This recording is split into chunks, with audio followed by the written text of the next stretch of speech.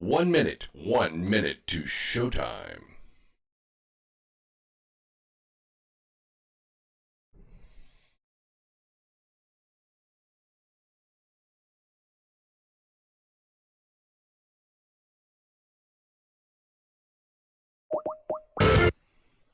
Revolution Radio, freedomslips.com, because the freedom is slipping away.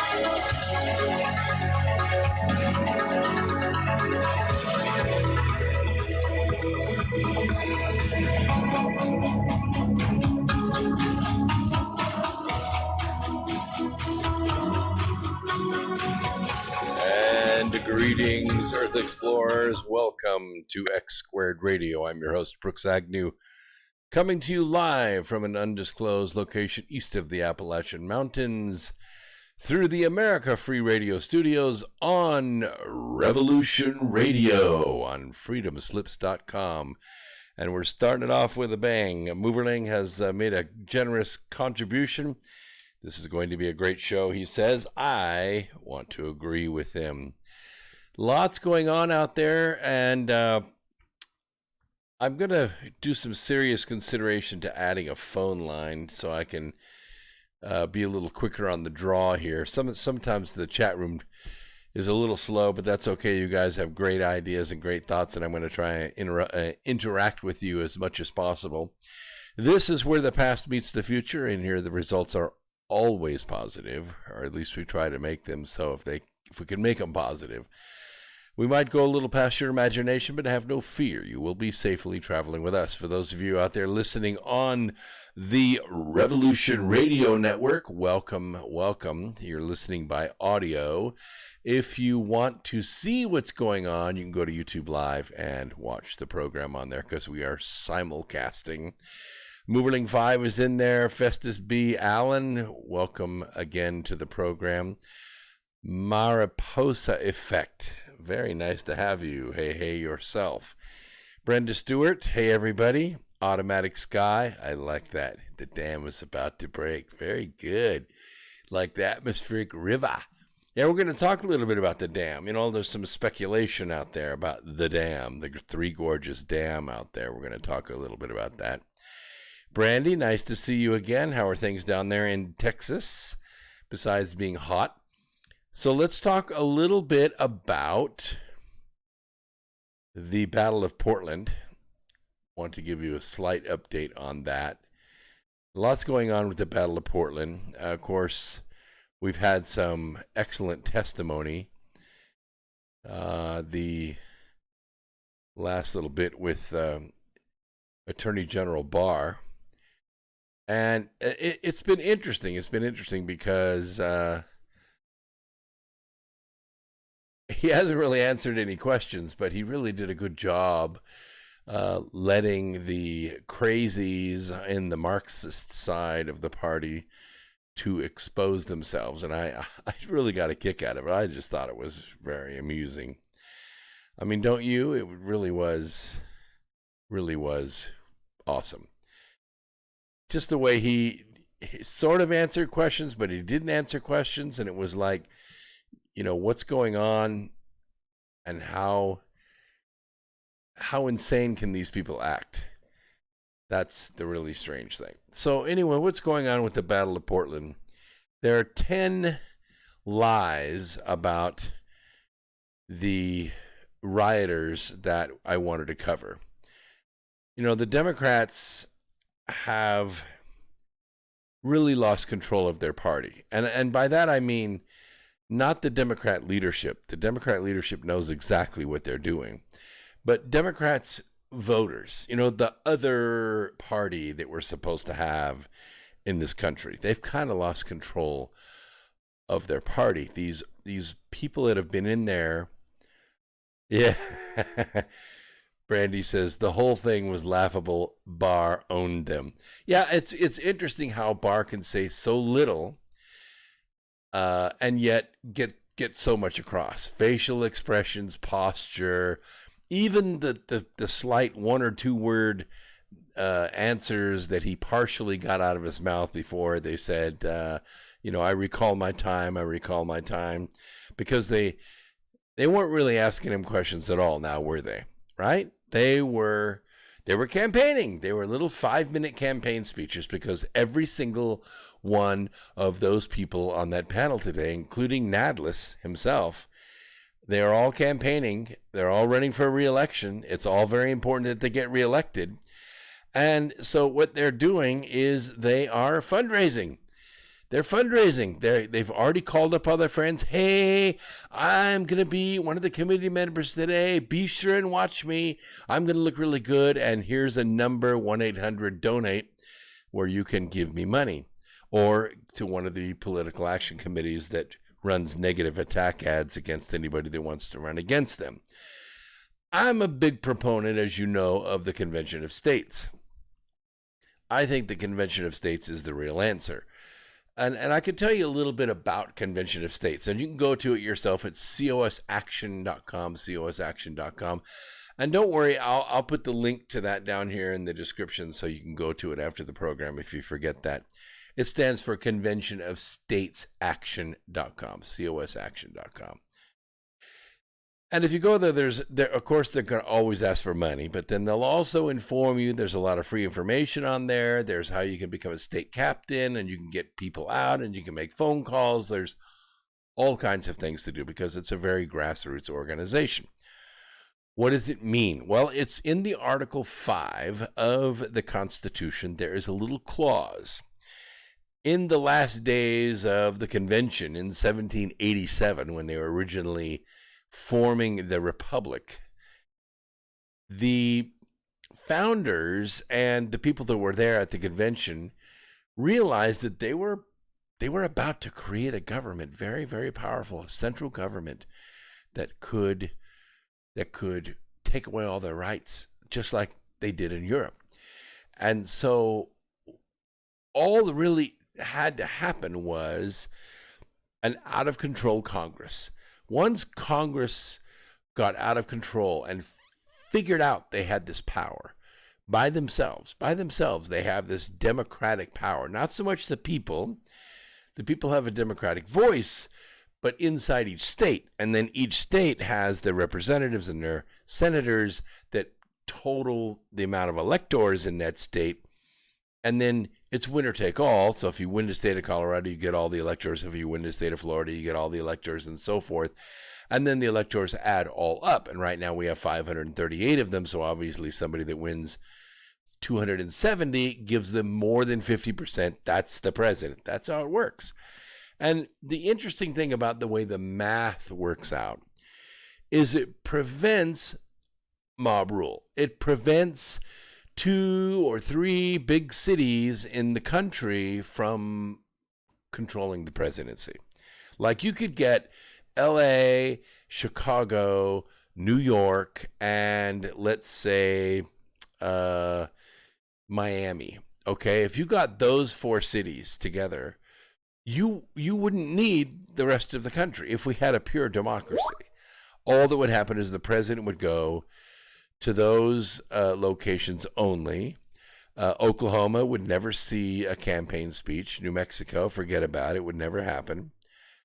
And so you would basically lose the country to a mob. On the other hand, if Congress decided to act as a mob, like that would ever happen, right? But it is.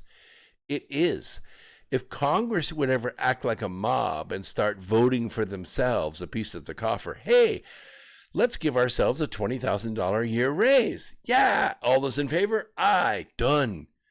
That's it. They have the money.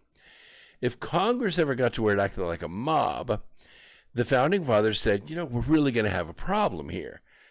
And so what they put into the Constitution was Article 5, which is an in case of emergency break glass. It's a special clause. And it allows the states, as states, there are 50 of them, 52 if you count the territories that are pretty powerful. But 50 states can come together with their delegates, and it can be one delegate, it can be 10. There's no fixed amount of delegates, but each state gets a vote. And the states can propose amendments to the Constitution. It's called a Convention of States, hence the COS, Convention of States, the Article 5 Convention. It has never happened before. It has been attempted a few times, but it's never happened before because in Article 5, since they didn't want amendments to be made to the Constitution willy-nilly, and only 10 amendments have been made since it was written. There's only been 17 amendments, and some of those were an amendment to do something, and then the other amendment was to take away something. So like prohibition, those kinds of things go and then come. So as you see, it's a very complex process if Congress calls or makes an amendment proposal, because once Congress does it, then it has to go out to the states to be ratified, and 38 states have to ratify it. But with the Convention of States, it is 2/3 of the states must come together, which is 34 states, right? So 34 states have to come together and say, we officially call the convention. Once that happens, once 34 states sign that resolution, and right now I don't think it's that many, I think it's like 14 or 15 states have signed, but a lot, over 20 or 23 or 24 of them are sort of in the consideration stage. And that's why we have phone banks and meetings, and we're trying to push the state legislatures into getting the resolution signed. Once those states come together, Congress is out of it. Congress can't stand in the way then. You have a special convention the states call, and the states then propose their amendments. Now, we've had a couple of practice conventions already, and there has been debate, but there's also been agreement. There's been agreement, and we've settled on areas of concentration. Okay, the first area of concentration, which, by the way, has about a 67% agreement. There's not much in the public eye that you can get 67% agreement on, but this is one. And I think we probably have better than that in the chat room, and maybe out there too on Revolution Radio and on YouTube Live tonight. And that is term limits for Congress and the Senate. We already have them for the president, but we don't have them for Congress. And we think that it's necessary. We think that Nadlis and Pelosi and Schiff for Brains and Alexandria Ocasio-Cortez are excellent examples of why we want term limits. We don't want these dynasties. We don't want these individuals, the Elijah Cummings, the John Lewis. We don't want these charismatics, these famous people, these iconic faces to hold on to a career in politics. There's no sense 26, 28, 30, 32, 36 years in office. That's just not what the Founding Fathers had in mind, and that's not the way our government is set up to run. Yes, Mike V says, I agree with Convention of States. Okay, but hear me out, because this term limits is one you obviously know Congress is never going to pass a law allowing term limits, and the Senate's never going to pass it. The president's never going to get a chance to sign it. It has to come from the states, and that's exactly what the states are trying to put together right now. Now, the second area on which there is a lot of agreement, but not as high of agreement, is to repeal the 16th Amendment. That is the amendment that allows the federal government to tax income. And once that amendment is repealed, then there's an amendment that goes in its place, and that allows the federal government to set a either federal sales tax or a flat tax, and it kind of does away with the IRS. Now, it doesn't mean that you're going to, take 75,000 IRS agents and all the accountants and all the lawyers and everybody and just dump them on the street. These are highly skilled quantitative accountants, most of them. What we would do is take the IRS at that point, and we would aim them in a different direction. They would be aimed at the agencies, departments, bureaus, and administrations, and they would audit the hell out of them. And we'd find all the waste, fraud, and abuse. And those agents would be then going after what they're supposed to go after, which is not you and me, because they shouldn't care one bit how much we earn. We individually and as companies, we should be able to earn whatever we want. But when we spend the money, that's when we pay the tax. Rich people spend a lot of money, and they'll pay a lot of tax. Poor people don't spend very much money, and they don't pay very much tax. And those on the very bottom could be given a special card, which allows them to buy tax-free. It's just the way it is. And yes, you'll have some black market cards out there, but it's not going to be what you think. It may be a little bit of fraud, but the point is that now what you've done is you've connected the Internal Revenue Service to the gross domestic product, which is exactly where it should be attached. The more productive the country is, the more tax revenue the IRS will bring in, the Treasury will bring in. That's the way it should be. You should not be selecting winners and losers based on color or income bracket or zoning or any of that other crap. It should be when you spend the money, you pay the tax. And the other thing is that instead of the IRS getting one big surge of money on April 15th, they'd be getting money every single Friday. Every single week, the taxes would be remitted from the states where the money's bought or where the money's spent, where the things are bought, cars and houses and shoes and flat screen TVs and golf outings and all that. The federal government would get their cut of that. So the more productive the nation becomes, the more productive the nation becomes. And that's the way it should be. The third area is a little bit more complex. We call it the Commerce Clause. Now, the Commerce Clause in the Constitution is kind of ambiguous. It's vague. It's not very clear. It doesn't say very much because the Founding Fathers, for one thing, there were only 20 states at the time that the Civil War happened. So it was a small country, and most of it was agricultural. It was agrarian. People had a lot of distance between each other. There were a few big cities, but the railroad hadn't even been developed yet, and so things were going slow. And they darn sure never really imagined that states would one day become as populous as nations, right? We didn't think California was going to have 55 million people living in it. We didn't think New York would be as big as it was, or that cities would have more population than most states do. We just never thought of that. So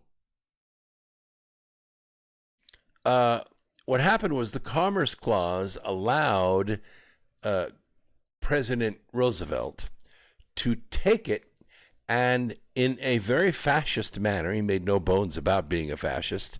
He didn't mind it at all. Mussolini was one of his advisors, one of his friends, and Mussolini was all that when it comes to fascism, which basically means that the state owns and controls the media. The state owns and controls the banks. The state owns and controls all the methods of production, right? Now, it doesn't necessarily mean that the state owns it, but what happens is the corporations become large enough that they're able to send their own executives not to run for public office. That'd be too obvious. They send them into or begin a new agency, a department, a bureau, administration, like the Environmental Protection Agency, was founded and run by William Ruckelshaus, right? William Ruckelshaus was BFI. He was the trash man. He also controlled all the aquifers west of the Mississippi. He also controlled all the forests. Yeah. See, this is one of the biggest, most powerful corporate moguls the world has ever known. And he ran the EPA. So you know what he was able to do. He was able to use the Army, the police action, the enforcement action of the EPA and its huge army of lawyers to force competitors out of the business. That's what fascism does. Fascism uses government to prevent people from competing against its commerce, hence the Commerce Clause.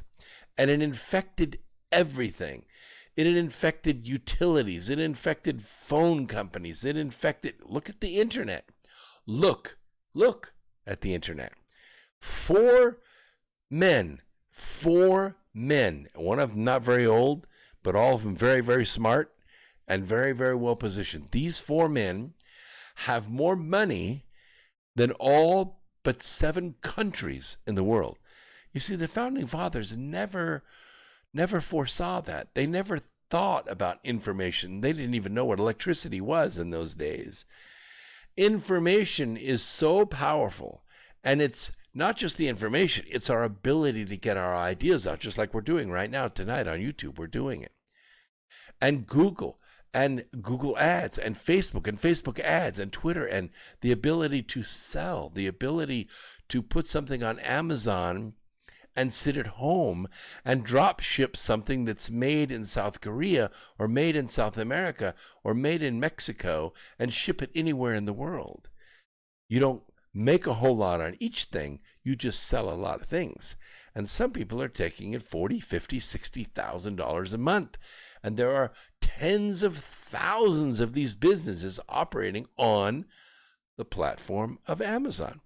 Now, when Amazon first came out, they only sold books, right? Books and tapes and VHS tapes. And people thought Amazon's going to go broke. But what happened in very short order in the late 90s is Bezos figured out he wasn't just going to sell books. He was going to sell other stuff. And it wasn't until, I'm going to say, the mid-2000s, 2006, 7, 8 in there, that we figured out you could buy pretty much anything. You could buy nuts, bolts, tires, clothes. You could buy, at that time, you could buy ammunition and weapons. You could buy anything you wanted. And Amazon, people on Amazon, not Amazon itself, people on Amazon were selling it. And Amazon was a great marketplace. It took a little bit of cut. And after a while, that's when the corruption set in, the fascism of Amazon, which is where Amazon said, hey, this little store over here is making this line of clothing, and it's really selling well. These people are doing $50 million a year in business. Let's copy the clothes, and we'll make them in Vietnam, and we'll sell them for a third the price. And that's exactly what they did. Exactly what they did. Same shirts. They just bought the clothes from the guy, sent them to Vietnam, said, hey, make these clothes for us cheaply, and we'll sell them, and we'll take their market. And that's what they did. And they didn't do one business. They did thousands of businesses that way. Thousands of all the successful ones. And after, of course, they drove the clothing store, little mom and pop clothing store, after they drove them out of business, then the price went up. And no one could compete with them because Amazon wouldn't let them on their platform. That's fascism. That's what government does today. If you go to the Department of Energy and say, oh, you know, we want a $50 million loan to start up our manufacturing company and produce electric drones to deliver pizza. All the pizza places will be delivering by drones, and we won't have anybody driving on the roads, and it'll be great for the environment. It'll be great for the pizza store because they don't have to hire people, and they can deliver twice as many pizzas per hour as they can with cars, and it'll be environmentally friendly.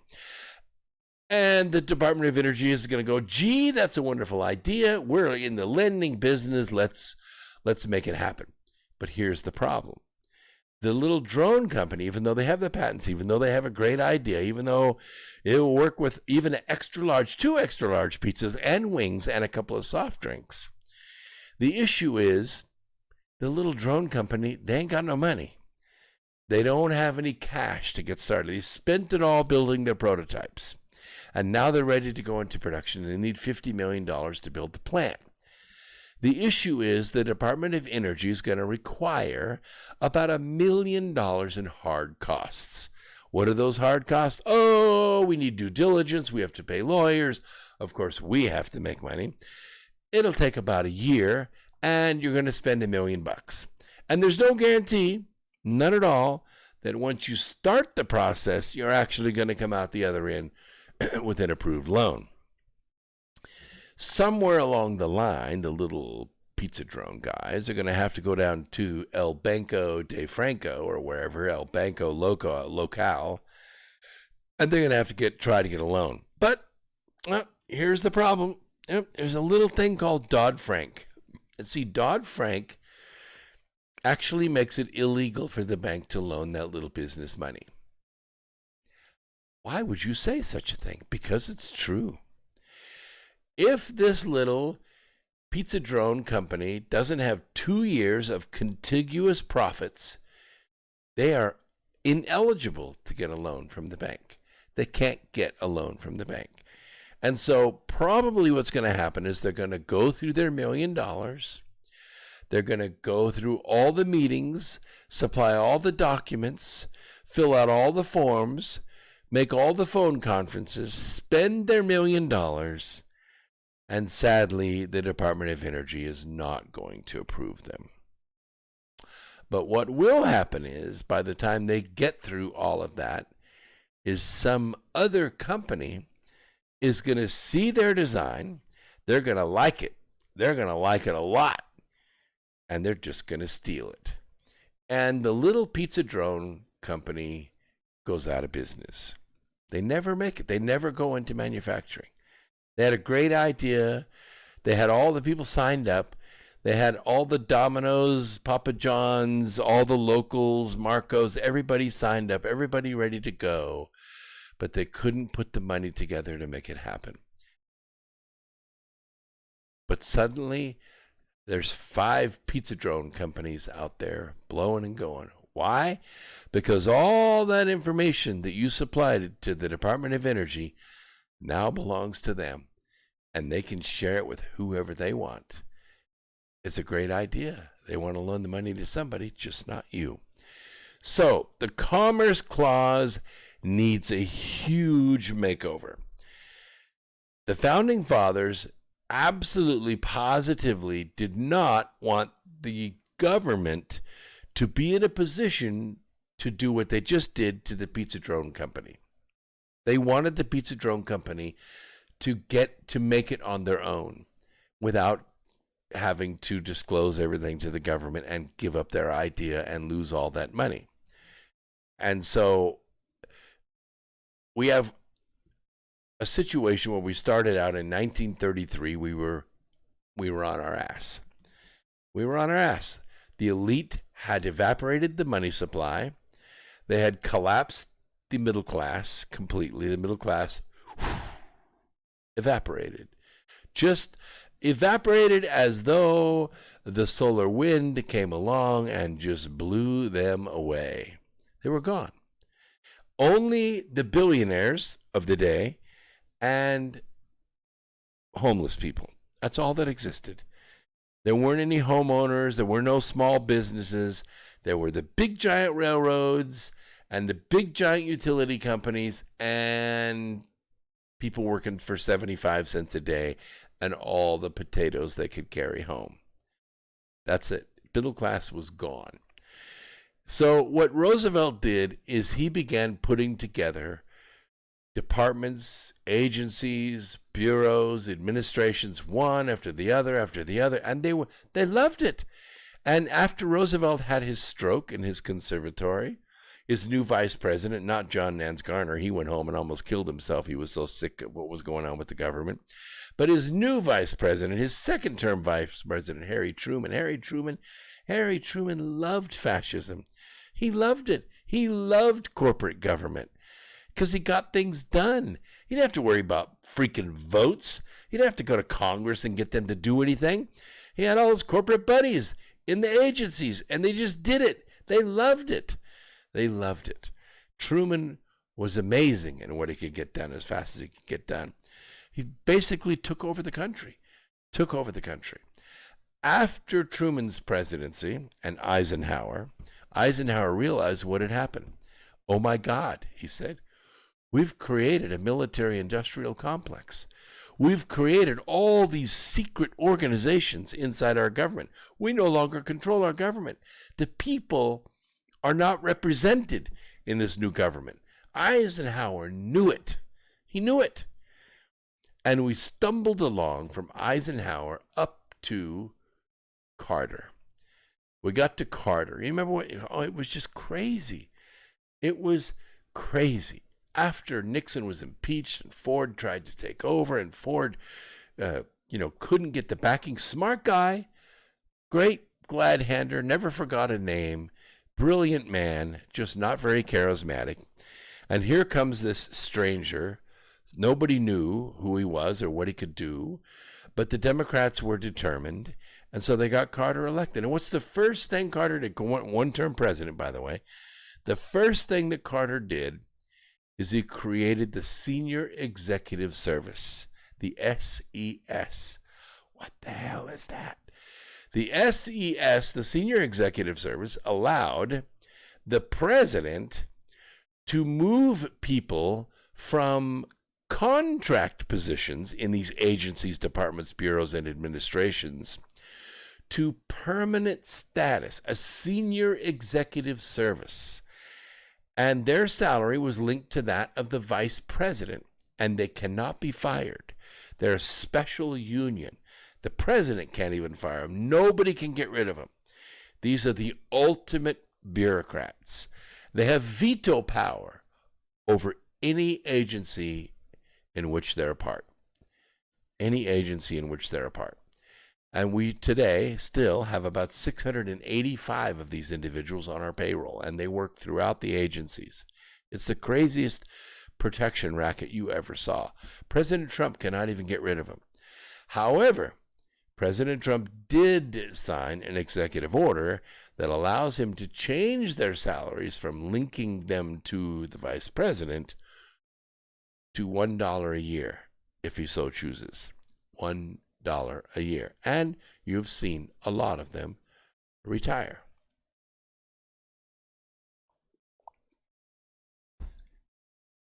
And as it turns out, most of the SES hates Republicans.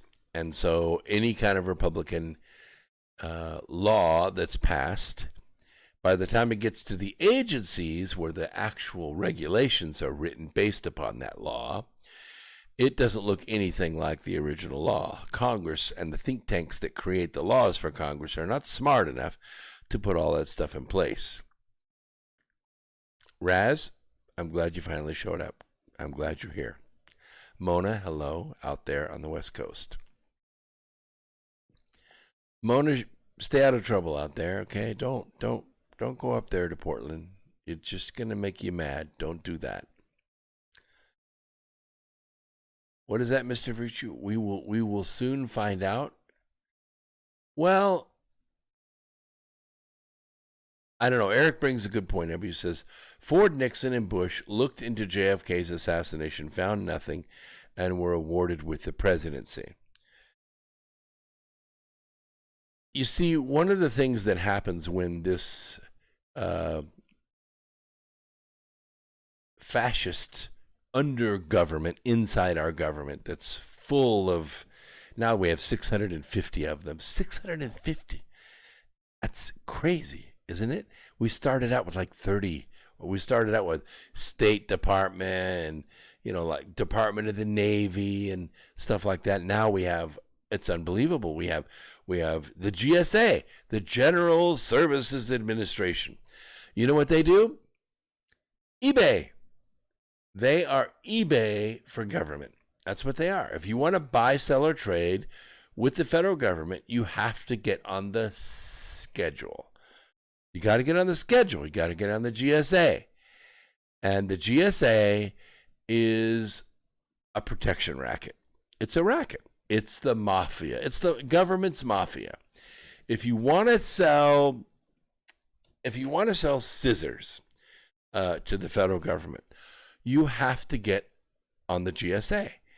Now, to get on the GSA to sell scissors or office supplies or medical supplies or anything, it is very complex.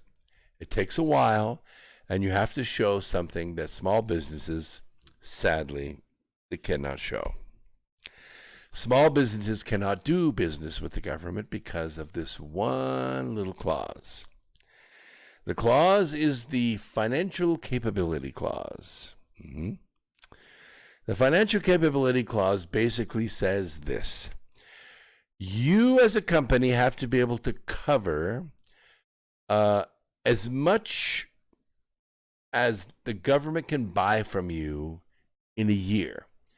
Okay? As much as the government can buy from you in a year, you have to have the financial capability to back that up.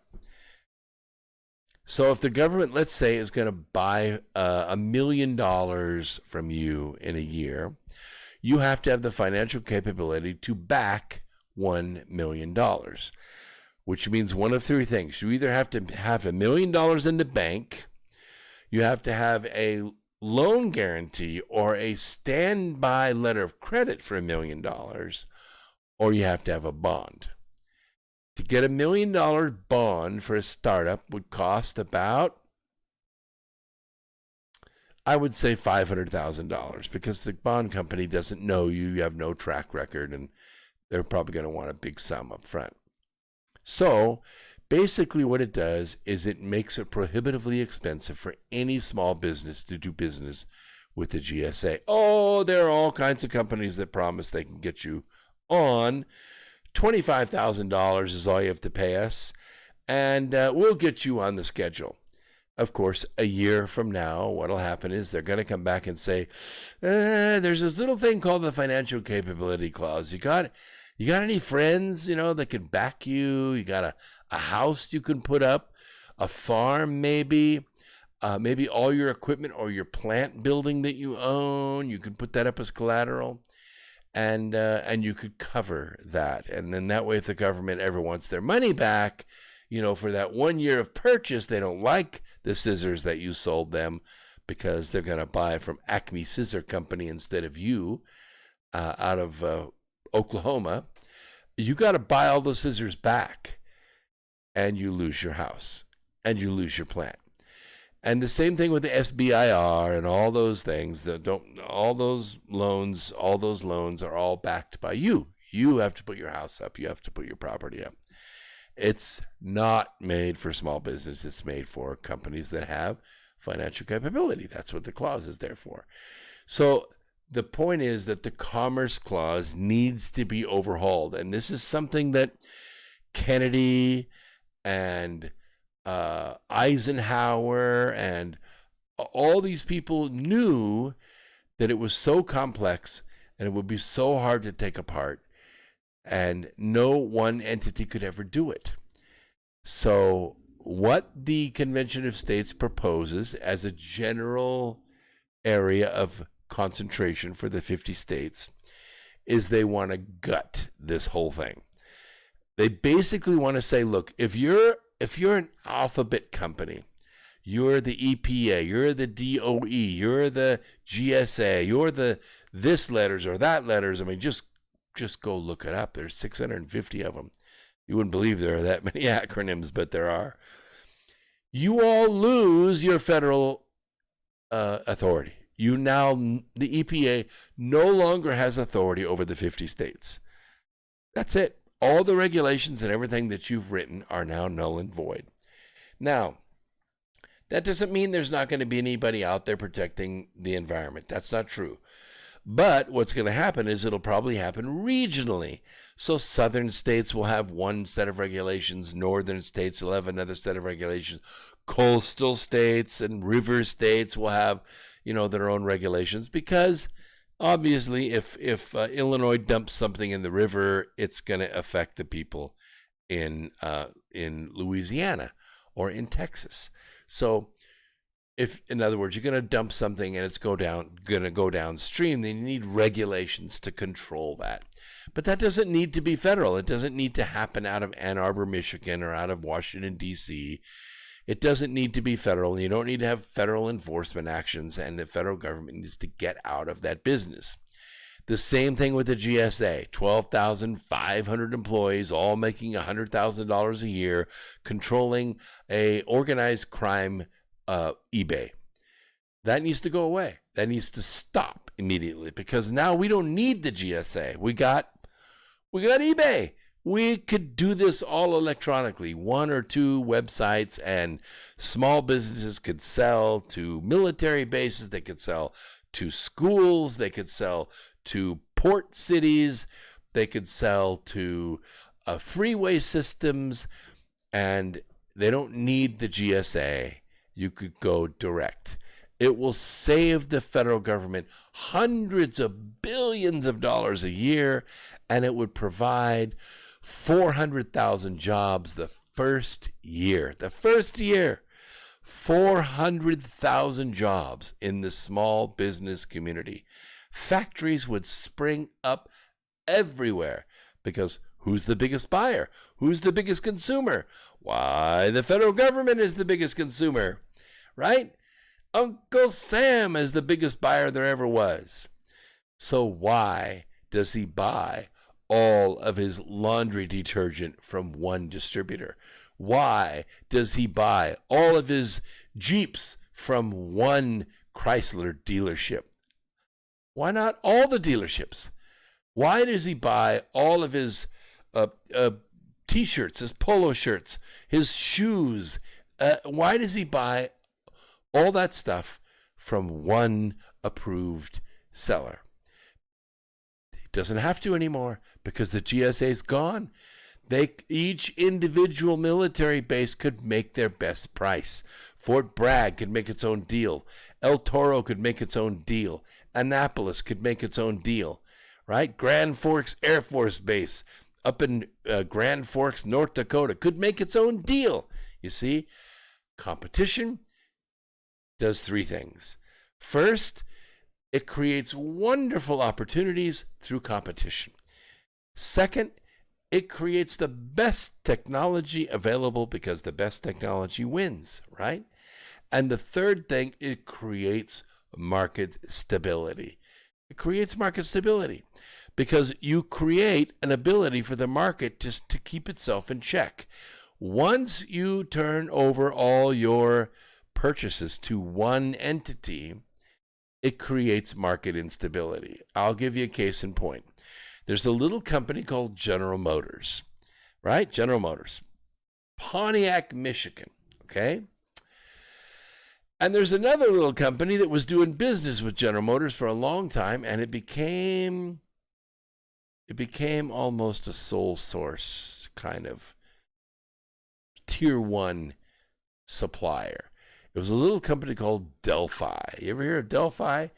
Well, I mean, Delphi was competitive, and they were local, and they had local warehouses, and they had former GM people working for them, and it was so convenient. They used the same paperwork. Sometimes they were right across the hall, from the quality engineers at our purchasing department. It was easy. It was simple. It was on speed dial, and it was great for a while. But what happened was, once Delphi squeezed out all the other little suppliers of things like exhaust systems and instrument panels and, headliners, you name it, Delphi. Once they squeezed all those competitors out, the price began to go up. Oh, yeah. It began to go up. Why? Because nobody else could make stainless steel exhaust systems. Nobody else could make front suspension systems or automatic transmission attachments. Nobody else could make it because Delphi owned everything. They controlled everything. And eventually what happened is General Motors realized we're going to go bankrupt. We're going to go bankrupt because we cannot sustain these high prices. We need to have more competition in our supply chain. And so they got a divorce from Delphi. Oh, it was ugly. It was an ugly divorce. It was so bad that the managers in the departments of General Motors actually had to go back to work. They had to do the work of their people, and they had to fire their whole office staff and everything. They had to redo everything. It took a long time for them to recover. They did go bankrupt, and they never really came back from that, I don't think. So, and it happened in all kinds of industries. The other issue is that you end up with security risks, because once a company becomes your sole source, like say Raytheon or Grumman or Halliburton is a good example. Halliburton becomes a security risk because there's no competition. Nobody's checking on Halliburton. Halliburton turns in a bill and the Department of Defense pays it. And who makes money? Why, the shareholders of Halliburton, because Halliburton is a contractor, right? Same thing happens all the way down the line. These big, huge corporations. Commerce Clause will fix all of that. That's where that corruption goes. So that's and then there are other areas the Convention of States is focused on, but then it gets off into the weeds a little bit. These are the general big picture things. There are about 6 amendments that they want to make. There are a couple of amendments they want to repeal. And is it going to be easy? No. I mean, the convention could be had if we can ever get our act together and sign the resolutions where we get 2/3 of the state to actually call the convention. But then once the amendments are agreed upon, and that probably won't be easy because there'll be debates upon debates upon debates, and eventually they'll come up with some kind of amendment that everybody can agree to. And whatever 2/3 of the states agree to talk about, yes, that's right. And that's not going to be easy.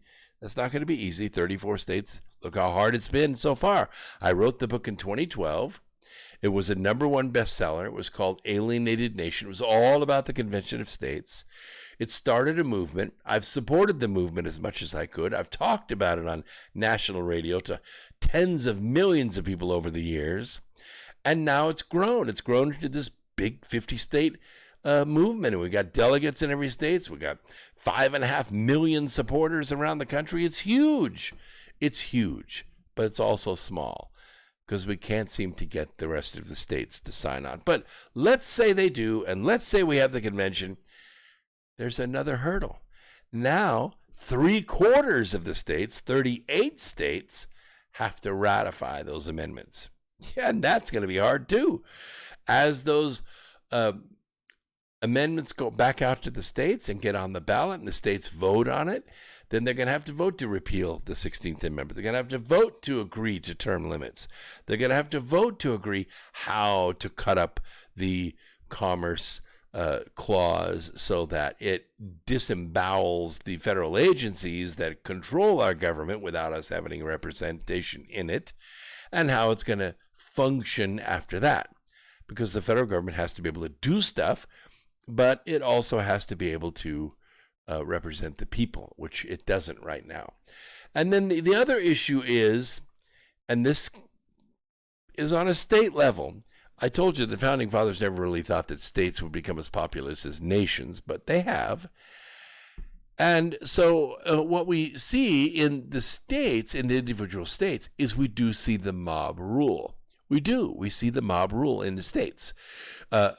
California is a big state. It's a big state. But L.A. is California.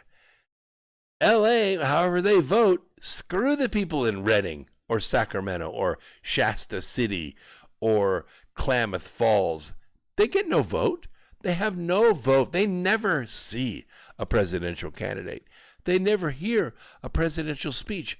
Nobody cares about Bakersfield. Don't care. We don't care about San Francisco. Screw you. You're totally disenfranchised. Why? Because LA is California. Hillary Clinton can go to LA, well, she could send a bunch of tax money to, let's say, the movie industry, and they'll make a bunch of movies, which most of them are nothing but crap. Some of them are okay. They make a few starlets here and there, and they make a few stars here and there. But then Hillary goes to Hollywood to do a little fundraiser, and they go, oh, yes, you gave us $12 million to make our movie, and we're very grateful for that. Here's our check for $500,000, you see. That's how it's done. Taxpayer money through the CIA and DARPA and other federal agencies goes to Hollywood to fund movies. And then when the Democrats go out there to do a fundraiser, the producers and the directors and the studios write checks back to the Democrat Party. So in essence, your tax money is being laundered through the movie studio to the Democrat Party. Oh, and that's just the beginning. That's just the beginning. It's that way with HMOs. It's that way with Planned Parenthood. It's that way with the teachers union. It goes on and on and on and on, and it's one giant money laundering operation. So I actually propose, and I think it's a very smart idea, that these big states, California, Texas, Florida, New York, Illinois, these cities are disenfranchised. Peoria, no vote. Dallas, nope, you don't get a vote. Jacksonville, forget about it. Not going to happen. Each state should develop a state electoral college. Huh? It's a brilliant idea. It's a brilliant idea. Because then each state would have a set of electors based on, let's say, counties, right? LA County, one vote. Yeah, one vote. Shasta County up there in, Weed, California, or Siskiyou College, one vote. Ooh, now all of a sudden, Fresno and Santa Clara and San Jose, they each get one vote. Same vote as LA County. Ooh, wow. Now we're talking. We take the 34 counties in North Carolina, 34 electors, and now, Lincoln County can compete with Gaston County, can compete with Knox County, and you see what I'm talking about. Now you have full representation. And inside each state. So every single person, every single household gets represented in a government like that. When states have the same population as nations, it could work. It can't not work because the Electoral College is a brilliant idea and it prevents mob rule. So what's going on with the mob? Turns out there are some lies that are out there in the mainstream media. And the Democrats have kind of pivoted on the nightly Battle of Portland. And I'm afraid they've gone all in. Blaming the riots on... No, they're blaming the riots on Trump. Yeah, they're blaming the riots on Trump. It's just like, stop hitting my fist with your face. Your face is causing my fist to be involved in violence. If your face wasn't there, my fist would not be involved. It's like, stop resisting, right? Stop resisting. And they're allying themselves with these fascist organizations called Antifa and Black Lives Matter. And Black Lives Matter is not really even an organization. They don't have a business address. They don't have a bank account. The IRS doesn't even know who they are. They're not even registered. They don't have a 501c3. They're not incorporated. They don't exist. They're just a marketing plan. They're just some black people that got together and said, hey, let's form a movement. And that's what happened. So instead of these citizens coming out and protesting, they're pivoting on the black bloc, people that all dress in black and they put a mask on. They're unidentifiable. They move as one. They act as one. They're trained by the OFA, by the Organization for Action, which is Barack Obama's organization, which is very well funded. They have 55,000 soldiers around the country, and they're making it happen. So we're going to take a quick break. We'll come back after these messages. Don't go away, and we'll get into the rest of our evening together. And next week, maybe Sunday, maybe Wednesday, I'm going to try to have Citizen Man on as a guest. If you don't follow him, you don't look at him on YouTube, you need to. He's on after this program, and you need to check him out. He's right on the money. Citizen Man. Check it out. We'll be right back after these messages. Don't go away. More X Squared Radio right after this.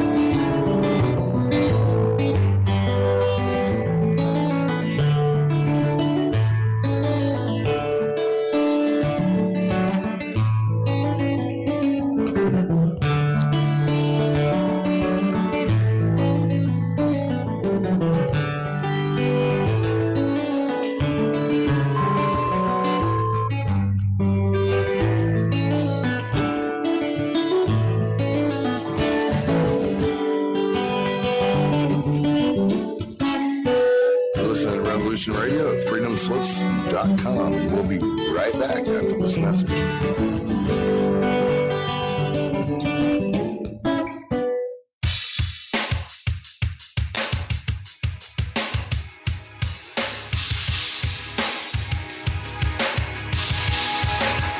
Enter into a world unseen on Raven Star's Witching Hour.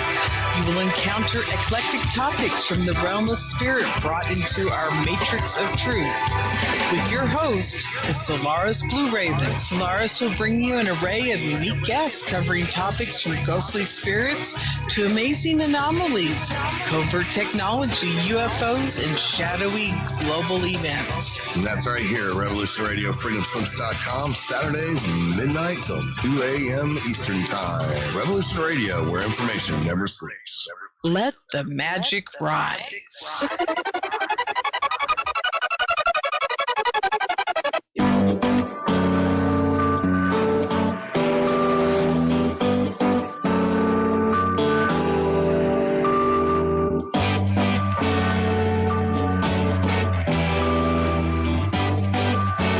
A narco-syndicalist commune.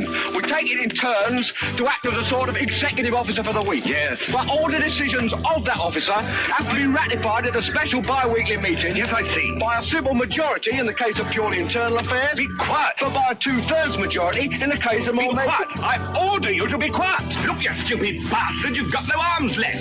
Yes, I have. Look. It's just a flesh wound. I don't believe I've seen such a display of courage, skill, nerve, grace, and stupidity. I'll do you for that. Oh, what? Come here. What are you going to do, bleed on me? I'm invincible.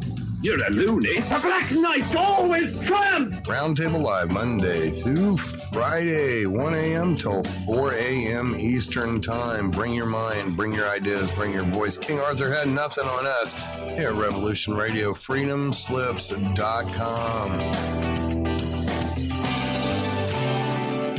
This is the people's war. It is our war. We are the fighters. Fight it then. Fight it with all that is in us. And may God defend the right. Warning, warning. We gotta stop them! They're all the trouble you've started? Be they the government, be they industry, be they organized labor, be they anyone, or human beings. Time when the operation of the machine becomes so odious, makes you so sick at heart that you can't take part. You can't even passively take part. And you've got to put your bodies upon the gears and upon the wheels, upon the levers, by all the apparatus, and you've got to make it stop. And you've got to indicate to the people who run it, to the people who own it, that unless you're free, the machine will be prevented from working at all. Revolution Radio at freedomslips.com, the #1 listener-supported talk radio station, throwing ourselves upon the gears of the machine. Revolution Radio, where information never sleeps. You called down the thunder, well now you got it. Right, you tell them I'm coming, and hell's coming with me, you hear? Hell's coming with me! Revolution Radio.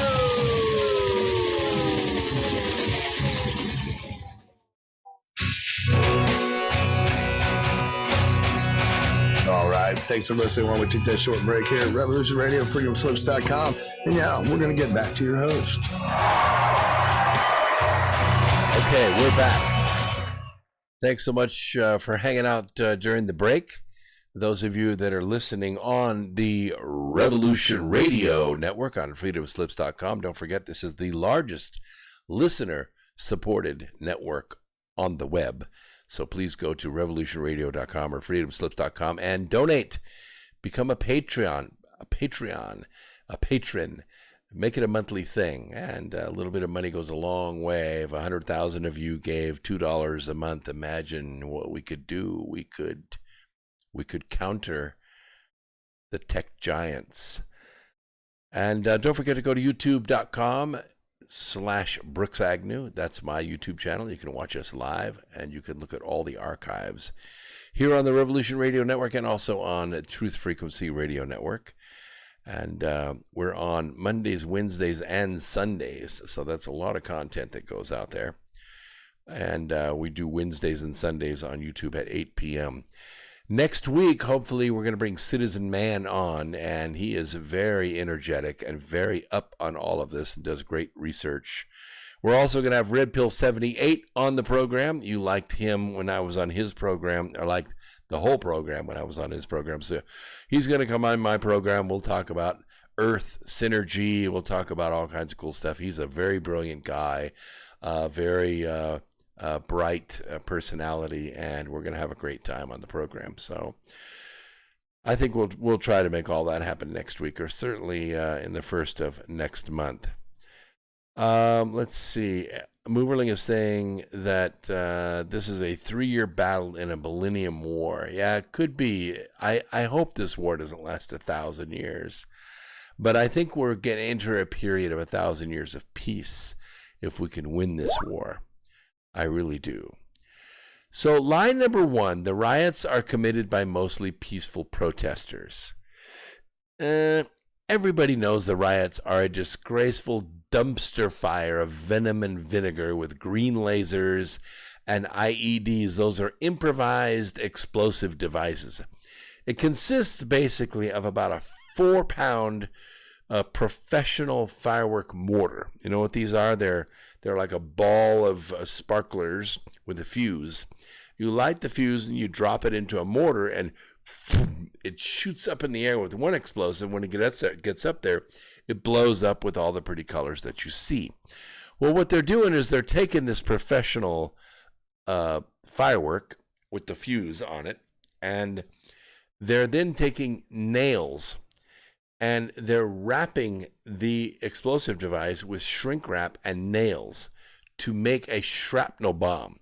Then they light the fuse, they toss it over the fence at the federal troops guarding the federal building, and it explodes.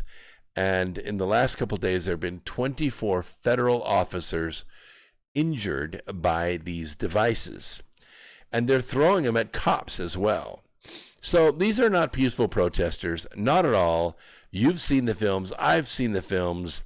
Fox hasn't seen the films because Kayleigh McEnany tried to show them at the presser, and Fox changed the channel, so they wouldn't show it. Number 2 is a tear-gassed mayor says that it was a total surprise. On his listening session at the riots last Wednesday, Mayor Ted Wheeler went out there to support them, gave a little rah-rah speech, taking his mask off and had his goggles on and all that stuff, and they ended up causing a big problem. As he stood there staring intently at the IED-pocked, scorched, and graffitied building, there was an unprovoked gassing of the protesters. Wheeler was overcome by the fumes. His mask, of course, wasn't enough to keep out the smell. His lungs began burning, and his bodyguards hauled him out of there. As a protest watcher, Andy Ngo, you know who he is, right? The guy that was clobbered by Antifa and recovered, and he's out there taking pictures and reporting on all, especially on all the people that have been arrested. And when they're arrested, by the way, they're only held for 2 hours. They're read their rights, they're read their charges, and they're given a court date. And they've said, now, we have your picture, we have your fingerprints, we have all your phone data, we know where you live, we know where you work. There's no place you can go, you can't get on a plane, you can't leave town, and you better show up for your court date. But these people that they arrested, the mugshots are really unbelievable. These are some bad people. A lot of them have stabbed police. They beat cops up. They've traveled from city to city. They've been arrested multiple times. Some of them more than 230 assaults they have on their records. These are really bad people.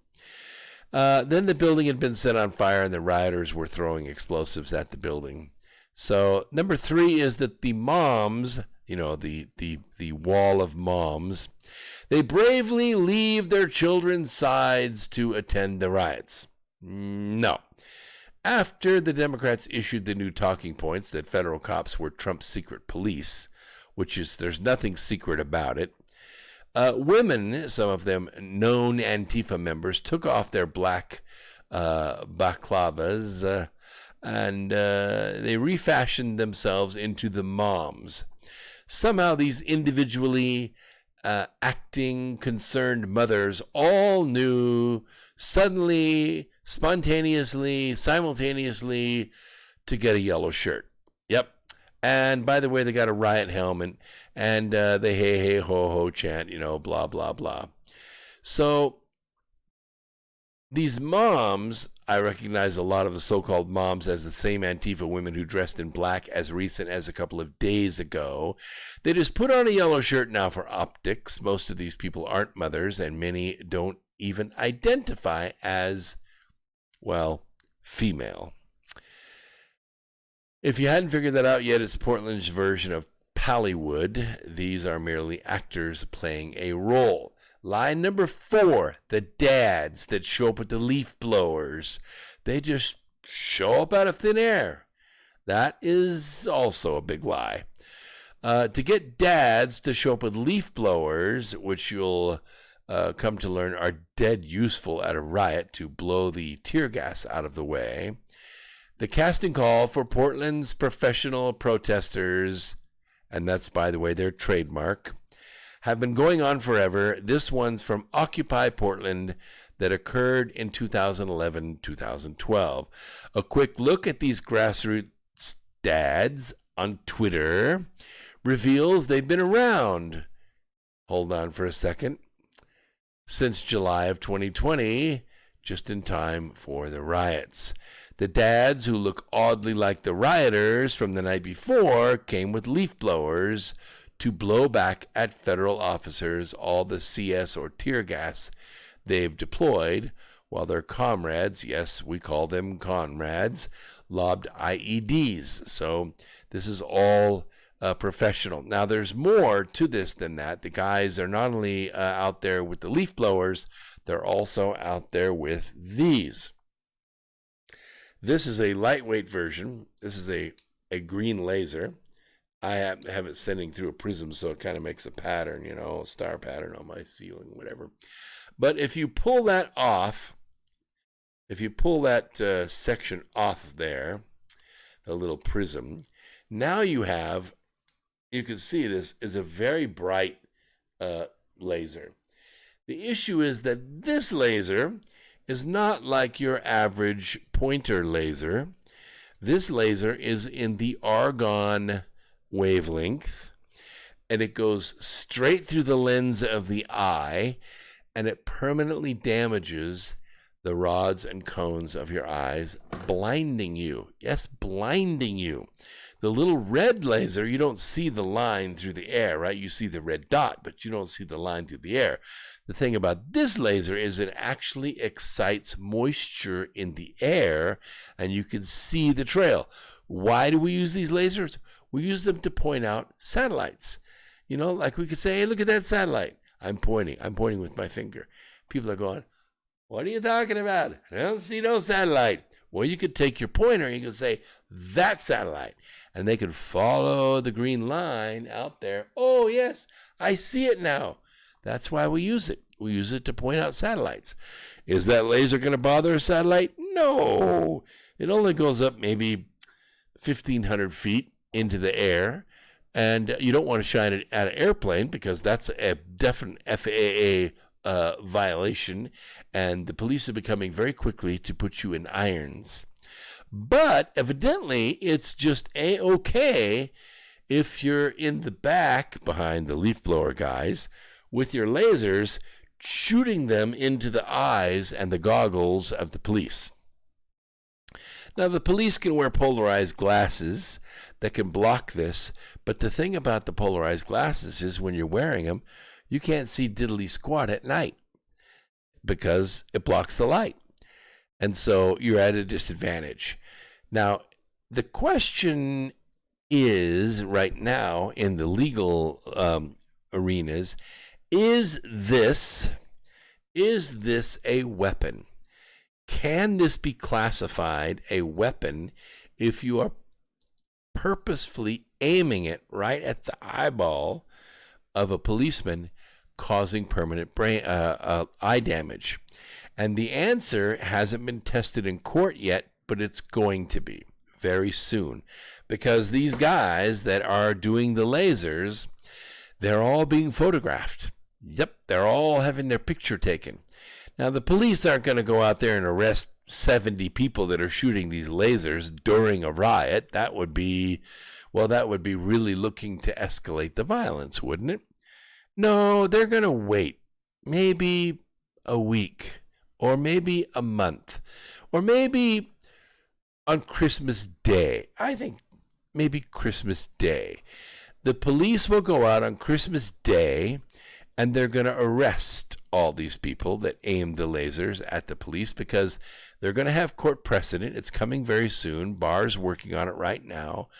This is assault with intent to cause permanent bodily harm. Similar to where, but not exactly like if you attacked a policeman with, say, a 6-inch razor knife. Okay, that would be assault with a deadly weapon because you could actually cut an artery and they could bleed out, right? No, but this is going to cause permanent bodily harm. And you're going to see it. It hasn't come yet, but it will. And you heard it first right here on X Squared Radio. Number 5, the rioters are patriotic flag-waving American veterans. You know, the wall of veterans. This is also not true. No. The people watching Portland's Antifa Black Lives Matter riots have been appalled by the violence, lawbreaking, and head-cracking, and not all of it by federal secret police. No, a lot of it has been skateboard-wielding, bat-wielding, brick-throwing rioters. The stated goal of both Antifa and Black Lives Matter is the destruction of the country of which the flag is a symbol. They're not going to wave the flag. They're going to burn the flag. They're going to poop on the flag. They're going to beat people up with the flag pole. That's why all of a sudden you've seen rioters holding American flags. These are people who want to burn down America because so many people know they want to burn down the country's institutions. The left has formulated another subgroup called from Central Casting just for these riots. Line number 6.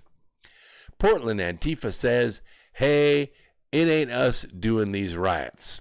Wow. Like, excuse me, one of the reasons that we arrested you is because we have video of you throwing a Molotov cocktail. Yes, this is you in the video. Oh, yeah, and by the way, this was you in Tulsa, and this is you in Minneapolis, and this is you in Chicago. Yeah, it's the same people. We've said this before. We're not organizing, leading, or otherwise behind the local protests. We are fully supportive, but defer to the leadership of the black organizers who have dedicated themselves to fighting for black liberation and against state violence. Blah, blah, blah, blah. Commie this and Antifa that. Antifa writes in a tweet, and I quote, "Since we see a lot of new folks coming out to the local protests, welcome. We'd like to remind everyone of the importance of good cybersecurity." Line number 7, riot groups are not organized. Really? No, they're just all grassroots. These people just feel it in their heart, and they spontaneously, want to come out and protest a Trump secret police out here beating people up, innocent people that are doing nothing wrong, just peacefully protesting. The media and the leftists, the Marxists, well, they're all one and the same, aren't they? I mean, it's lights, camera, action, right? Let's get down to the Justice Center for more mayhem. Yeah, I love it. Let's get high and let's go have a riot. Stories abound about how you can help the organized riots. Besides bringing your leaf blower and wearing your yellow shirt, you can bring food, you can bring water, you can bring, drugs. Antifa even has its own food cart in downtown Portland. Now that the Antifa Hard Cider Hangout Cider Riot is out of business, you can help out the organized Riot Ribs food cart to make food for hungry rioters. Oh, and they'd like your money to buy a mobile food truck to be called Riot Kitchen. Yeah. Line number 8. The city isn't under siege. You heard General Barr yesterday talk about laying siege to the federal courthouse. You know what a siege is, right? It's where you sit out of range of the arrows on the ramparts, and you take your trebuchet and you lob flaming balls of hay into the fort 24 hours a day. It could take 3 weeks. It's called a siege for a reason. What is that? Food vegan free? What is that? It's all meat, right? Yes, it's all going to be vegan food for the rioters. No, well, yes, the food probably is free, but I'm sure somebody is paying for it. It's free to the rioters, because they're doing a service. A local and national press argued that only downtown Portlanders are inconvenienced by the riots. And as if that's somehow okay, but doesn't seem to affect anybody else. Well, here's another from a local Oregonian newspaper, whose reporters should know better, that said the rest of downtown is just fine. Until, well, it's not. Portlanders know that mobs historically migrate from downtown to the northeast, southwest, northeast, northwest, and north sections of town. They know they're not safe from the rabble because they're going to make their way. They direct traffic, They block freeways. They block bridges. They block ingress to the airport, barricade doors of police precincts, and set buildings on fire and burn union halls. People who talk about violence are prosecuted, and those who commit acts of violence are not. This is the downtown Portland of Karen Brown. Karen Brown, as you know, is an unindicted conspirator to commit murder in the first degree of Lavoy Finicum. And she's also, I think, a conspirator to commit murder of 5 other innocent Americans, one of whom was a minor female, and to cover up the premeditated murderers that she ordered into the streets to ambush Lavoy Finicum's vehicle and shoot him to death in cold blood, with his hands up, by the way, knee-deep in the snow, unarmed. Yes, Karen Brown. I don't even know why she's still governor of Oregon. I really don't. Line number 9 are the lasers. They're saying, what lasers? We don't know anything about any lasers. Yeah, well, there's plenty of video out there, plenty of dads providing cover for the laser operators, plenty of that going on. Line number 10, they want liberty. They don't even know what liberty means. Antifa and their BLM brethren seek to destroy American institutions because they claim those institutions are somehow racist and oppressive. They want to riot, they want to burn, they want to loot, they want to command, they want to control, and they want to do it with impunity, and they want to use their comrades to do it for the good of the collective. Every city, every town, burn those precincts to the ground. This is their chant. This is their chant. Black Lives Matter was formed after Trayvon Martin was killed by a neighborhood watch guy who happened to be armed after he was mugged and half beaten to death. Finally shot his way out of it. Trayvon Martin is like so many that have been doing violence, beating up women, men, children, white girls with babies, just beating the holy hell out of them, beating them unconscious, beating them into comas. Unfortunately for Trayvon, his victim was armed.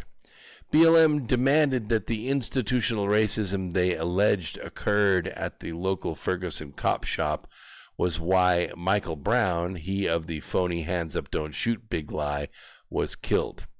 3 investigations, including one by Obama's Attorney General Eric Withholder, showed that was not true at all. They all came down on the cop's side, but the cop's career was ruined, and the false narrative of hands up, don't shoot was born. So they believe there's no normal, no family, and this is liberation. If you don't agree, you don't matter, and you will be canceled because black skin matters. All right, money for nothing. The U.S. and UK defense agencies plan to award $1 million to startup companies at the first International Space Pitch Day in November. If you want to get involved in selling to the space agency, this is the place for you. The event, backed by the UK Defence Science and Technology Laboratory, Royal Air Force, U.S. Space Force, and NATO, is designed to identify commercial technology with military space applications.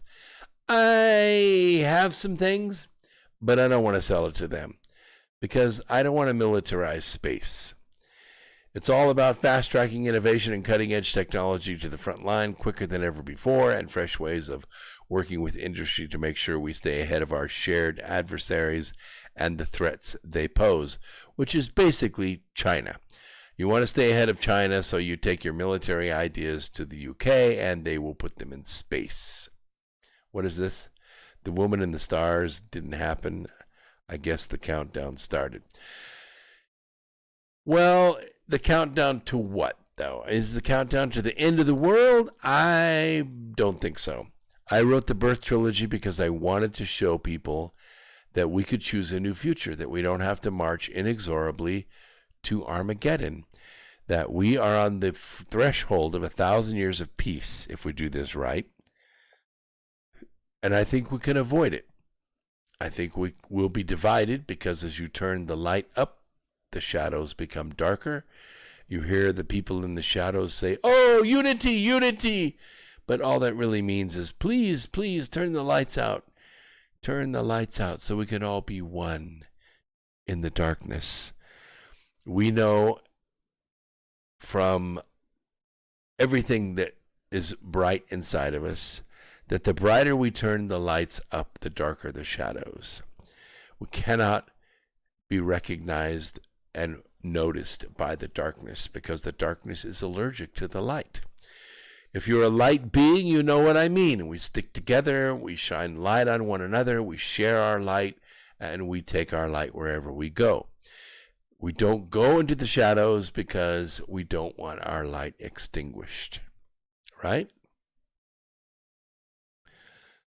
All right, let's talk a little bit about China. China is invading us again. Wow. What have we had now? We've had counterfeit cash. We've had fentanyl. We've had human organs. We've had, what else? Oh, yes, we've had automatic weapons parts. That's another one. Cyber attacks. That's another one. Technology transfer. That's another one.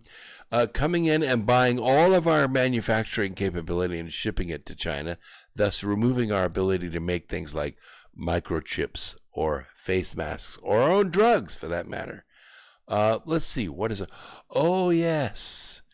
Yes. The U.S. Department of Agriculture is investigating unsolicited packages of mystery seeds arriving in mailboxes all across the country. 35 states now. 35 states. The seeds are coming from China.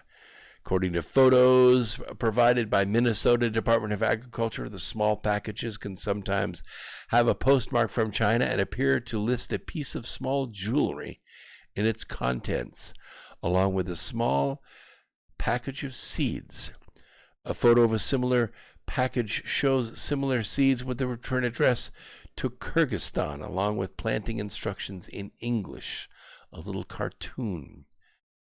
We don't know what the seeds are for. I strongly urge you not to plant the seeds. It could be seeds for predatory flora that could march through our ability to produce our own food. While I was up in Washington State, we were out in the wheat country, and we were putting together a biodiesel plant. It was a novel idea. It was the first dry processed biodiesel plant ever built. We built it. It worked. It was magnificent. It was mismanaged later on, but the plant worked fabulously. But one of the meetings we went to with the Industrial Development Board, there was another individual there who was working on an idea with a genetically modified safflower.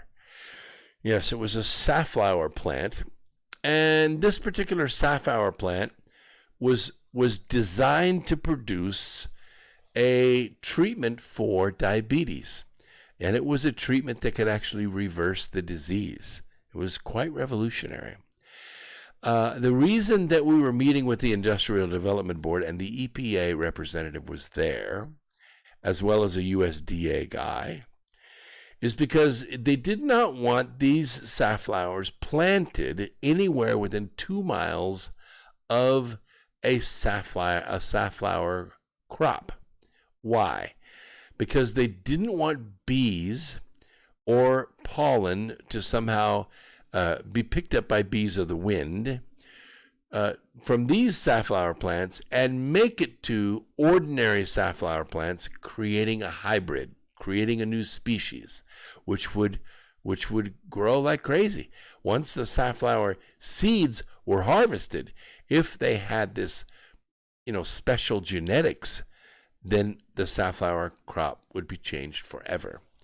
So they had to plant it at least 2 miles away from the nearest safflower crop. So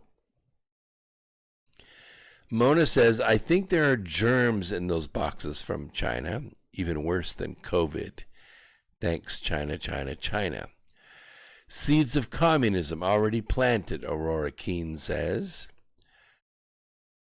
And there is a conversation going on about the Piso family in the chat room, and we'll cover that another time.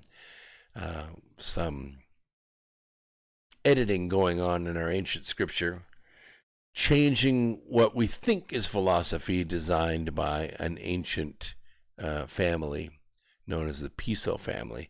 The most famous Piso that I know is Leonardo de Piso, yes, otherwise known as Fibonacci.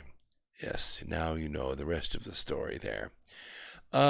Let's see here. Of course, Karen Brown is saying that she had a conversation with Vice President Pence and that starting tomorrow, all Customs and Border Protection and ICE officers will leave downtown Portland. The news was contradicted by President Trump, who said federal officers will not be leaving the city until it is secured. Again, Karen Brown is a terrorist. The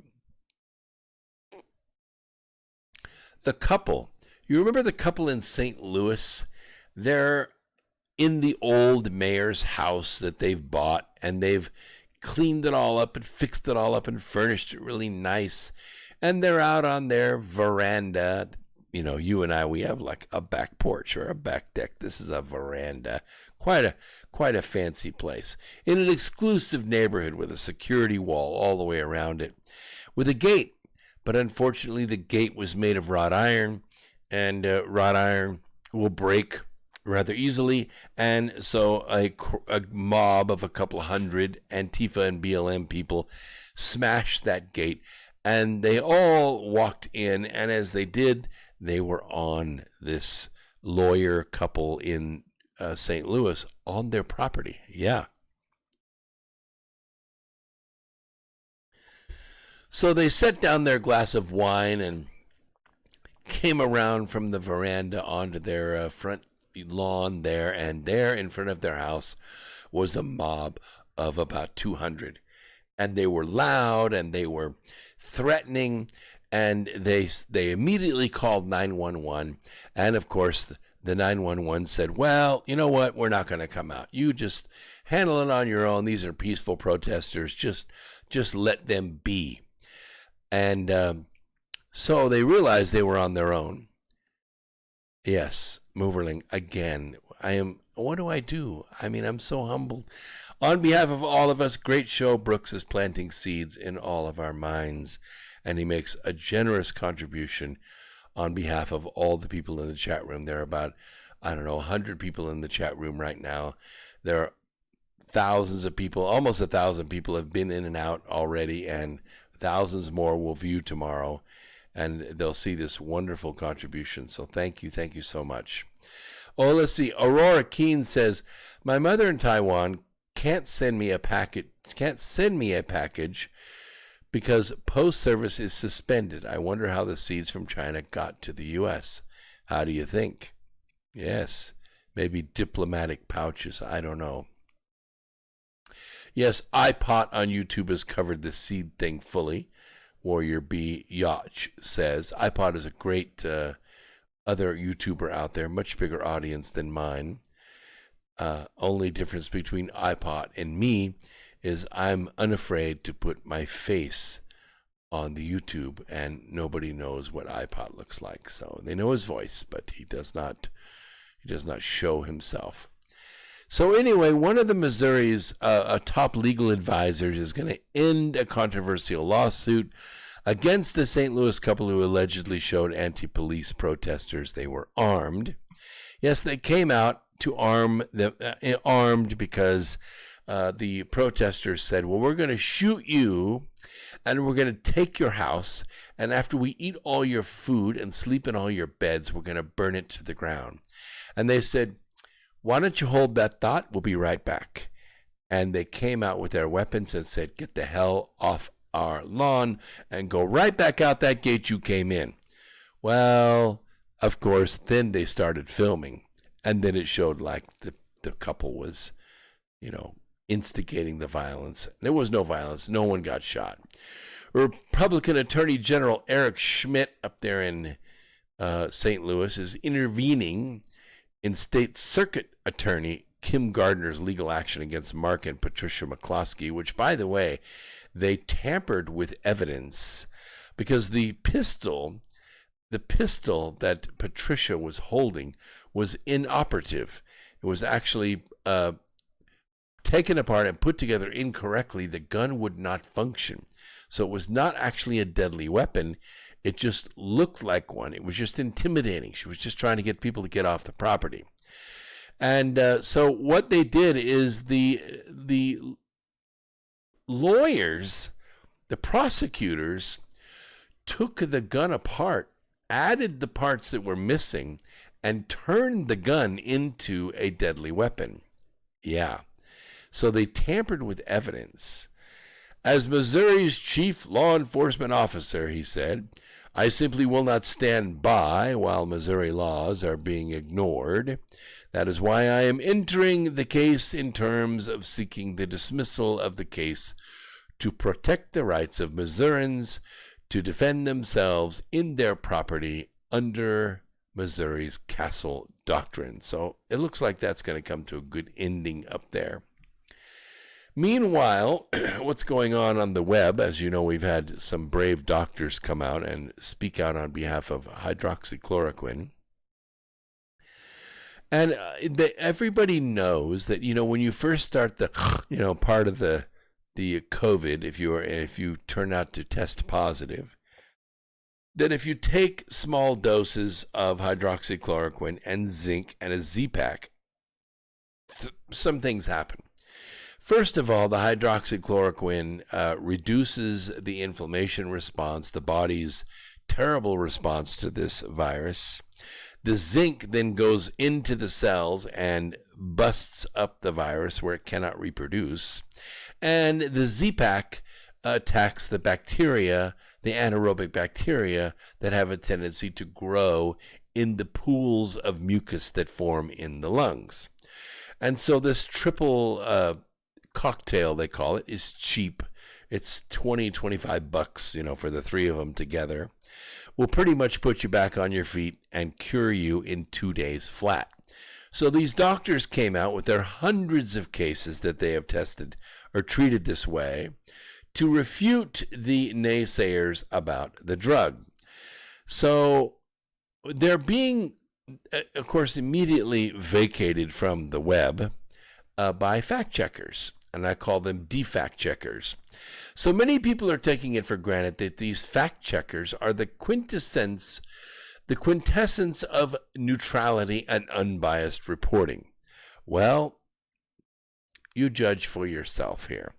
Facebook released a statement on December 15th advising users that they were starting a program to, quote, work with third-party fact-checking organizations that are signatories of Pointer's International Fact-Checking Code of Principles, close quote.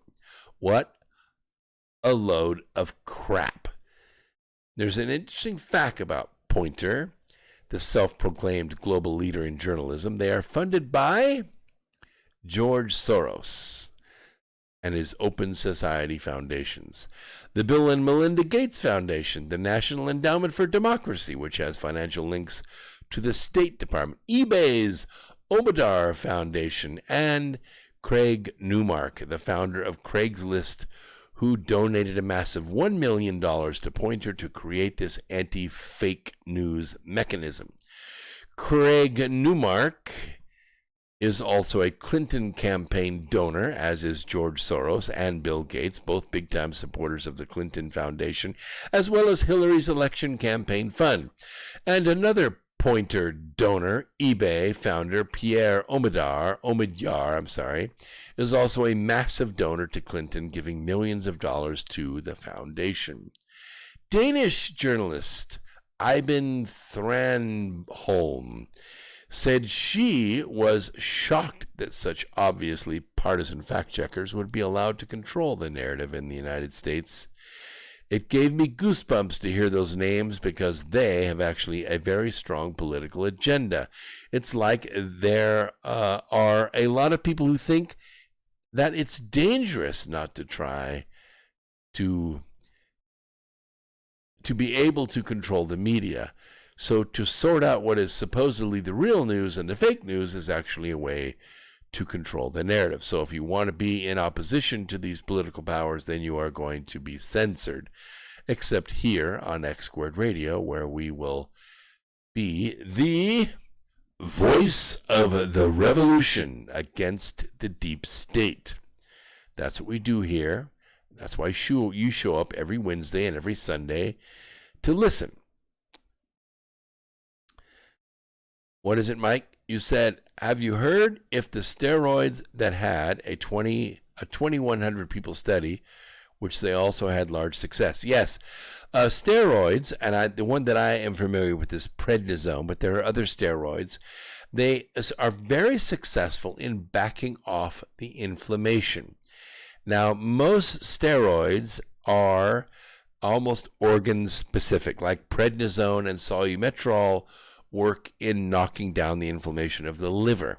It kind of prevents hepatitis before it begins. And there are other hormones that are specifically tied to other organs, kidneys, intestines, stomach, lungs, things like that. And so these can be used to knock down the inflammation, which can also be used with the Z-Pak and the zinc. The zinc is actually what nukes the virus itself.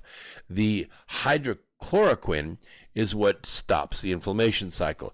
You can actually take hydrochloroquine long term. So let's say, we expect this virus to hang around for, let's say, 5 years. 5 years, it's going to be harsh on our gig. You can actually go to your physician and you could get a prescription for, say, 5 milligrams or 10 milligrams of hydrochloroquine. And you could take it every other day as a prophylactic. That means, well, a prophylactic can also be a condom. Consider it a condom against the virus.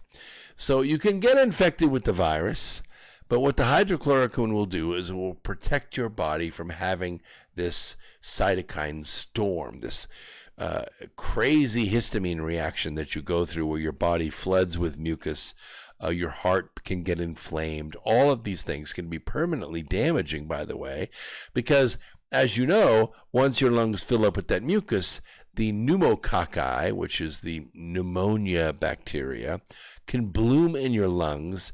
And this is a very damaging bacteria in a number of ways. First of all, it can scar your alveoli, kill them off to where you cannot get oxygen to your blood cells. Of course, flooding your lungs with mucus is no good either because it prevents you from actually getting a full breath, no matter how much you breathe. And the third thing is that the pneumococci produce a waste product that goes directly into your bloodstream, which can cause toxemia, which can kill you. In 2 or 3 days, you are dead. And people over 65 that are not vaccinated against adult pneumonia can get pneumonia and die pretty dang quickly. So don't fool around with this stuff. You get a really bad cough and you're over 60 years old, you need to be very careful. If you lay down in your bed and you cough for a couple of hours, it's because you've tilted over the vessel, which is your lungs, which contain maybe, this much mucus in them. And then that mucus is spilling forward into your esophagus. The cilia in your esophagus the cells in your esophagus are designed that when they get tickled or coated with something, you, by reflex, cough it up.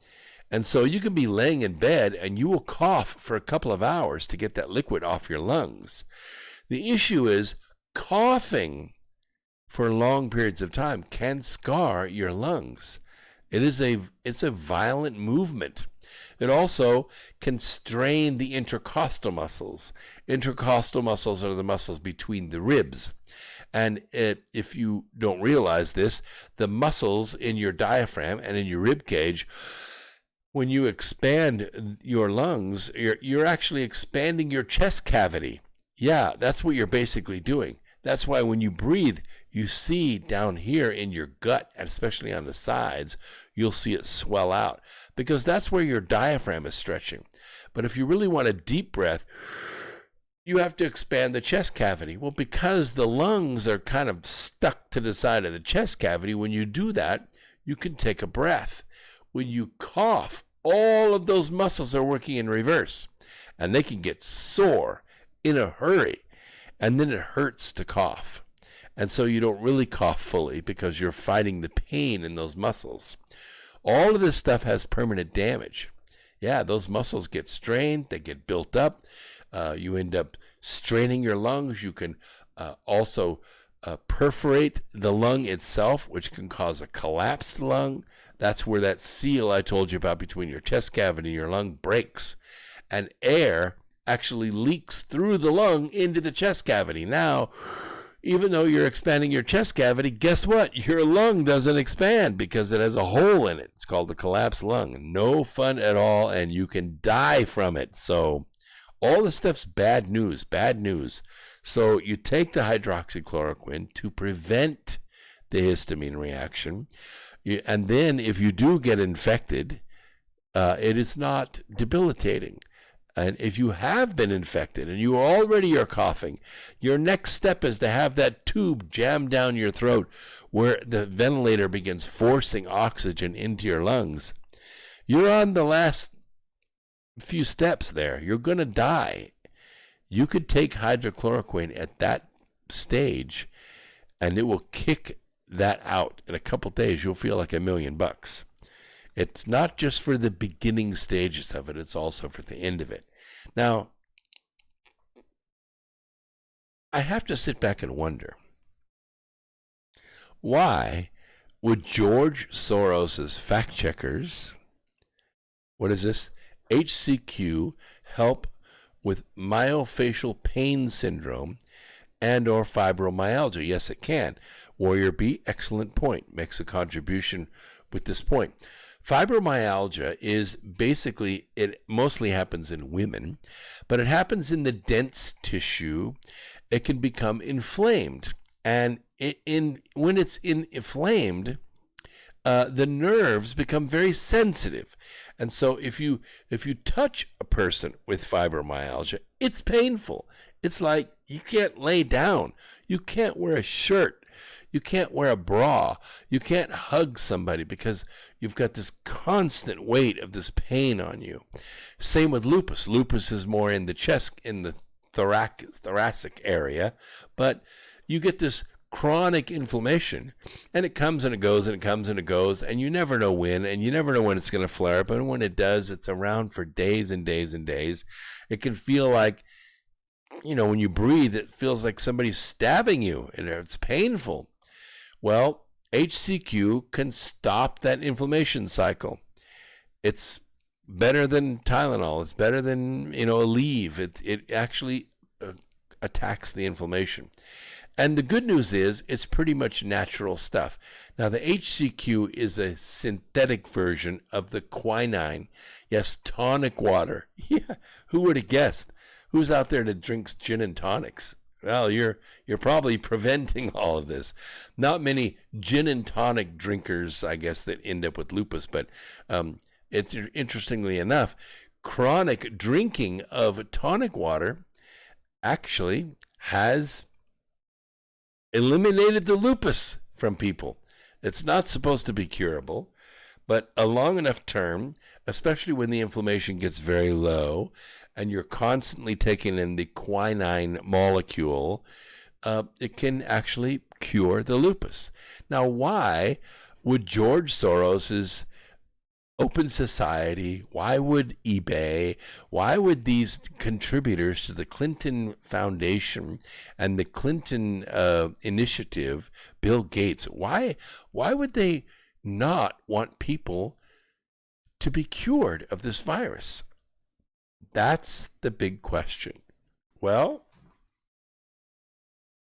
as it turns out,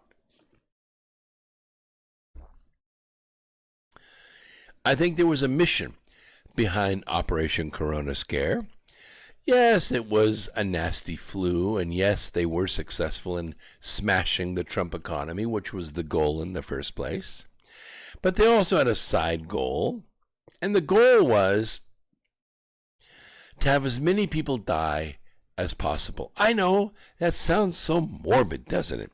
Wow, that George Soros and Bill Gates and the main owner of eBay, Ahmed Yar, would want people to die.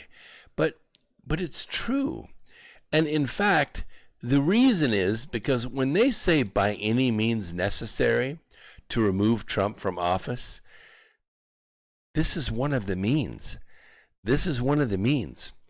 And they're kind of frustrated because they have managed to inflate the number to 150,000 dead. But really, have 150,000 people actually died in this country of corona? No, I don't think so. I mean, if you die in a head-on car collision and you happen to be infected with coronavirus, you can't list coronavirus as a cause of death, but they do. They do. And look how many people have been not tested and been found to have the disease. The point is, they've done two things. First, they've tried to say infection equals death, which it doesn't. And the second thing they've tried to do is blame all the deaths on Trump. And that's why they needed a lot of people to die. So obviously, a $20 cure is going to be no bueno if you want a lot of people to die. You can't let a $20 cure get out there in the hands of people, and all of a sudden Operation Corona Scare doesn't scare anybody. That's just not going to work. So you need the fact checkers, and that's what Ibn Thranholm was trying to warn us of. These are all the bad people. Welcome to 1984's Ministry of Truth, where only selected facts are allowed to exist, while other facts that don't fit Washington's neoliberal narrative, they're going to be labeled fake news. Well, around here, we know damn good and well what fake news is, and we will tell you. That's why you come to X Squared Radio at the America Free Radio Studios to know and learn what's really going on. All right. Good point, Brandy. I won't share it with everybody because it would be strangely self-serving. But if you want to read it, you can join the chat room on YouTube. It's free. Don't cost nothing. And don't forget to hit that like button.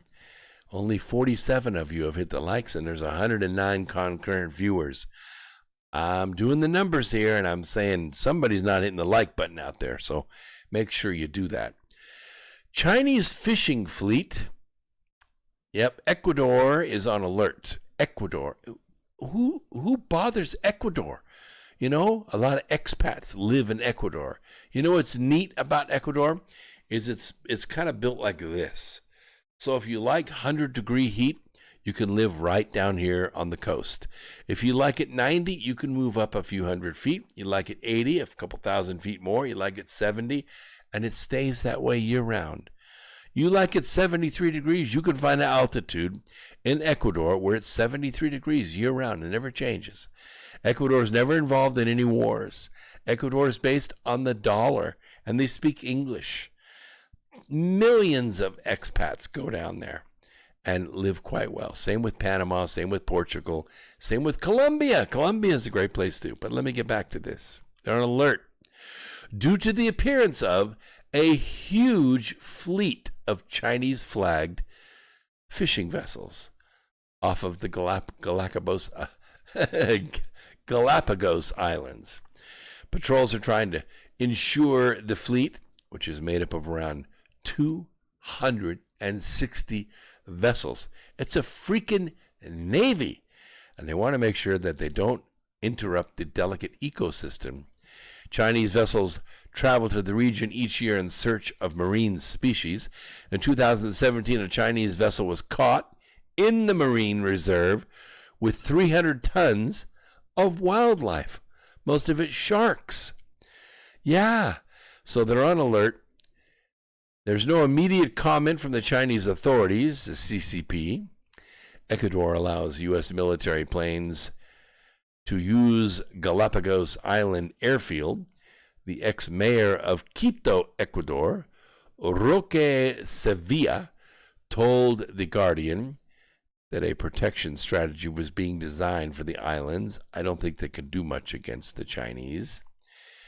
President Lenin Moreno has said that Ecuador will hold consultations with other Latin American countries with a coastline on the Pacific, Colombia, Peru, Chile, Panama, and Costa Rica, in order to form a joint regional position concerning the threat. The thing about it is, though, Colombia, Peru, Chile, Panama, and Costa Rica, they got no Navy. They got no aircraft carriers. They barely have a helicopter. They're laid back. They're more into cosmetic surgery and golf courses and sport fishing. That's where they're into. So just to let you know, they're out there taking over the world. In case you don't know, this is every Wednesday for 2 hours. We're here at X Squared Radio. My name is Brooks Agnew. I do all this research, bring it here. Tonight I will put out a newsletter. I will try to put as much of my notes in the newsletter as I can. You can sign up for the newsletter by going to my website. The link is right down here in the bottom. I will put it for you for your enjoyment. And the newsletter is free. It means it don't cost nothing. And if you sign up, I will get you this newsletter twice a week on Wednesdays and Sundays. And there'll be some special offers in there. And don't forget, in August, one of the big events of the year is going to be at Mount Shasta. I will be speaking at Siskiyou Lodge. You can go to my website and sign up and get a discount. You might even be able to attend for free. There's still some openings. And I would look forward to seeing you there in person. I have a 90-minute presentation on remembering the future. We'll see you next Sunday right here on X Squared Radio. Go out and look for the good in others and help it to grow a little every day, and before long, you will have saved the planet. This is Brooks Agnew saying, peace, Earth Explorers.